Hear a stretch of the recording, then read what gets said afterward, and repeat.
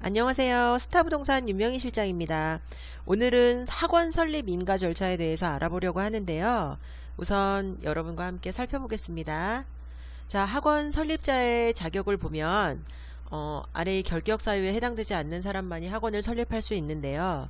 금치산자, 한정치산자, 파산 선고를 받은 자로서 복권되지 아니한 자, 금고 이상의 형을 받고 그 집행이 끝나거나 그 집행을 받지 아니하기로 확정된 후 3년이 지나지 아니한 자 또는 그 집행 유예 기간 중에 있는 자, 학원의 설립, 운영 및 과외 교습에 관한 법률 또는 사회교육법에 위반하여 벌금형을 선고받고 1년이 지나지 아니한 자, 법원의 판결에 따라 자격이 정지되거나 상실된 자, 학원의 설립, 운영 및 과외 교습에 관한 법률에 따라 학원 등록이 말소된 날로부터 또는 교습소의 폐지 명령을 받은 날부터 1년이 지나지 아니한 자, 미성년자, 공무원 등이 되겠습니다.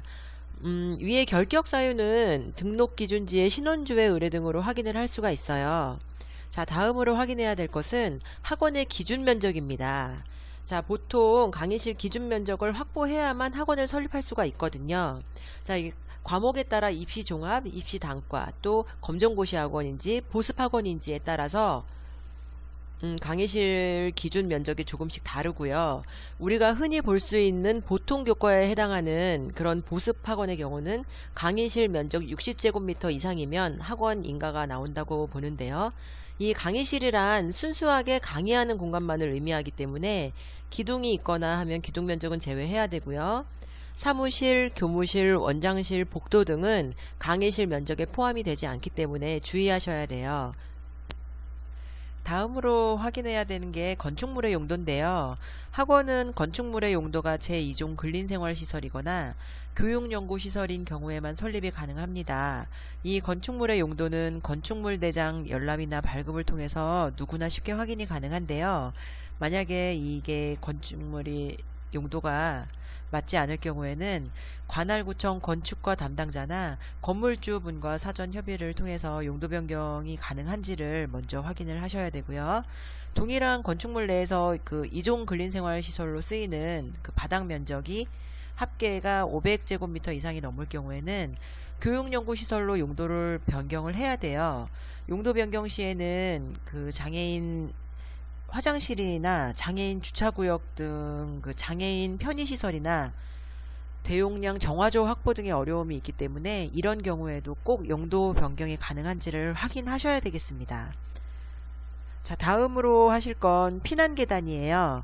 피난계단은 3층 이상의 층에서 학원을 설립할 때 학원 용도로 쓰이는 전용 면적의 합계가 200제곱미터 이상일 경우에 피난층이나 지상으로 통하는 직통계단이 2개소 이상 설치가 되어 있어야 하는데 3층 이상이라고 하니까 3층도 포함이 되겠죠. 그리고 전용 면적은 주 출입구로 들어가서 학원 용도로 쓰이는 휴게실, 교무실, 강의실, 학원 내부 복도 등 모든 시설의 면적을 포함시키니까 이 부분도 유념하셔야겠습니다. 저 다음으로 확인하셔야 되는 건 가장 중요한 교육환경 유해업소예요. 우리가 그냥 흔히 생각했을 때 학생들이 공부하는데 별로 건전하지 못하다라는 업종을 생각하시면 되는데요. 이 내용은 제한상영관이나 총포 화용유 제조장 및 저장소, 고압가스, 천연가스, 액화석유가스 제조소 및 저장소, 그 다음에 이제 그 다음 번으로는 그 접대부를 고용한 술집 같은 약간 유흥주점 같은 그런 술집이 포함이 되겠고요. 그 다음에 컴퓨터 게임장은 성인용 게임방을 말합니다. 성인용 및 아동용 전자오락실도 여기 포함되고요. 그 다음에 호텔, 여관, 여인숙 등의 그 숙박업소나 그 증기탕이 유해업소라고 하는데 제가 이유는 잘 모르겠어요. 위험물 취급업소, 전염병 요양소, 진료소, 폐기물 수집장소 이런 곳도 마찬가지고요. 경마장, 경륜장, 경정장 등의 그 사행행위장이 유해업소에 포함이 되고요. 그 다음에 학교보건법 제6조 6조 제1항 및 동법 시행령 제4조의 2를 참조하셔서 교육환경 유해업소를 좀 확인해 보시면 될 것 같고요. 그리고 전화방이나 성기구 취급업소, 비디오물 감상실도 유해업소에 해당되니까 인접해서는 학원을 설치하실 수 없습니다. 그런데 당구장이나 만화가게 같은 영업소랑 그다음에 요즘 흔히 학생들 가는 인터넷 PC방은 제외되거든요. 인터넷 PC방은 게임산업진흥에 관한 법률 제2조 제7호에 따른 인터넷 컴퓨터 게임 시설 제공업을 하는 영업소로 분류가 돼서 교육환경 유해업소에 해당되지 않으니 이 점 유의하시고요. 그 다음에 치킨이나 호프를 파는 호프집도 접대부를 고용하지 않는 술집이기 때문에 유해업소에 해당되지는 않아요.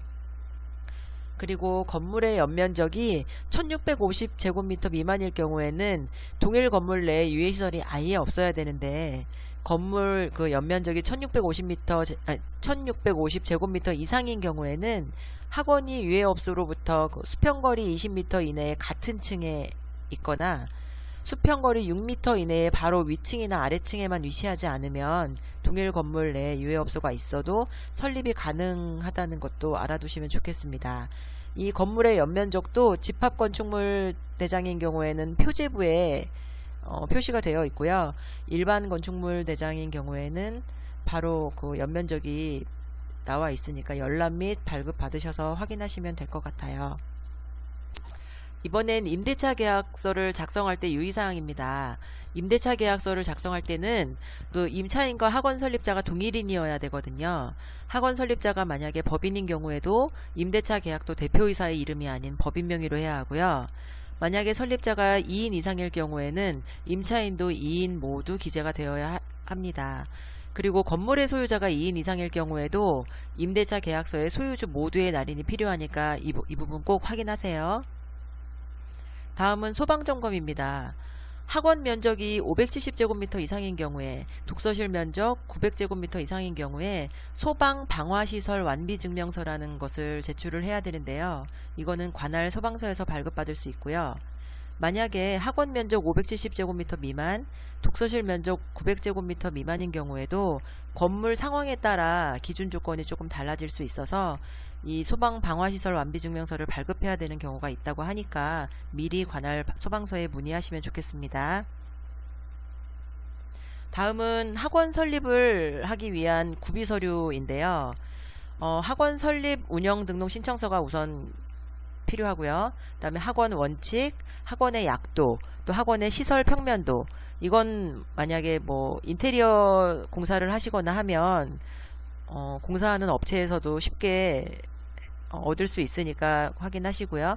또 임대차 계약서 사본, 사본은 내고요. 원본은 우선 가져가서 보여줘야 되니까 원본도 지참하셔야 돼요.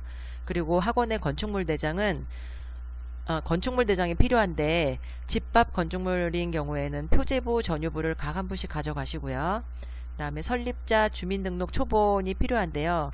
이거는 설립자가 개인인 경우에 주민등록증 제시로 대신할 수 있다고 하니까 가져가셔서 제출하시면 되고요. 만약에 설립자가 법인인 경우에는 정관이 필요하대요. 정관은 공증을 받으셔야 하고 그다음 원본도 마찬가지로 가져가셔서 보여드리고 사본을 제출하시는 걸로.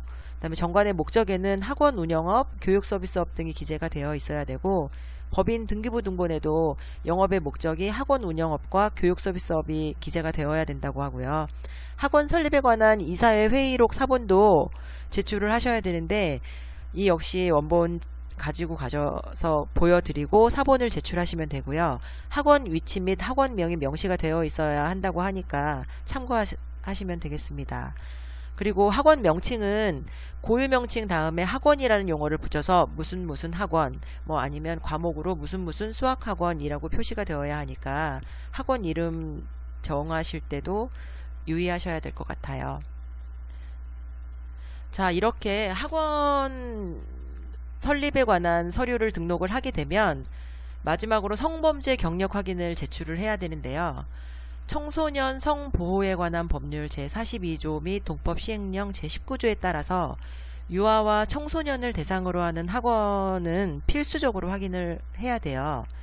학원 소재지 관할 경찰서에 가셔서 신청을 하시면 되고요. 설립자가 법인인 경우에는 법인등기부 등본에 등재되어 있는 모든 임원의 성범죄 경력 회보서를 제출하셔야 되니까 이 부분도 참고하시고요. 절차는 학원 설립 등록증을 발급 받으시고 등록증 지참을 하셔서 신청서를 식을 가지고 경찰서를 방문하시면 돼요. 발급받은 확인서는 학원 자체에서 보관하시면서 하시면 됩니다. 다음 수강료를 통보해야 하는데요. 수강료는 교습 내용과 교습 시간 등을 고려해서 해당 설립 운영자 또는 교습자가 정하고요. 교육부령으로 정하는 바에 따라 이를 게시하여야 하는데 학습자를 모집할 목적으로 인쇄물이나 인터넷 등을 통해서 광고하는 경우에도 수강료 등을 표시하여야 하니까 이 부분도 유념하시고요. 그리고 수강료를 변경하실 때에도 그 시행일로부터 10일 전에 관할 교육청에 통보를 해야 하니까 이 부분도 꼭 기억해 두세요.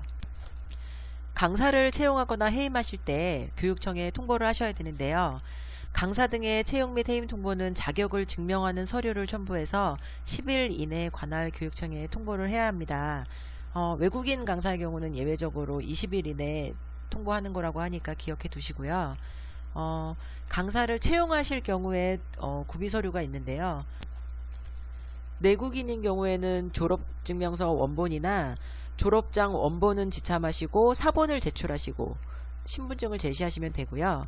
또 원어민 외국인 선생님인 경우에는 외국인 등록증, 여권, 비자, 학위증 원본을 지참하시고 사본을 제출하시는 방식으로 하시면 되고요. 아까도 말씀드렸듯이 유아나 청소년을 대상으로 하는 학원은 강사 채용 시에도 성범죄 경력조회를 반드시 해야 하니까 꼭 기억해 두시면 좋겠습니다. 다음으로는 보험과 공제사업 가입에 관련된 이야기인데요. 학원 설립 운영자나 교습자는 수강생들의 그 생명과 신체상의 손해를 배상할 것을 내용으로 하는 보험이나 공제사업에 가입을 해야 되는데 통학 차량을 소유한 경우에도 종합보험에 가입해야 되고요. 만약에 외부 차량 임대 계약할 때도 해당 차량이 보험이 꼭 가입되어 있는지를 확인하시고 그 차량과 계약을 체결하셔서 학원장님 스스로 유사시의 피해 보상을 위한 대책을 강구하셔야 되겠습니다. 자, 이렇게 오늘 학원 설립에 관한 과정에 대해서 알아봤는데요. 다음번에는 더 좋은 알찬 내용으로 찾아오겠습니다. 감사합니다.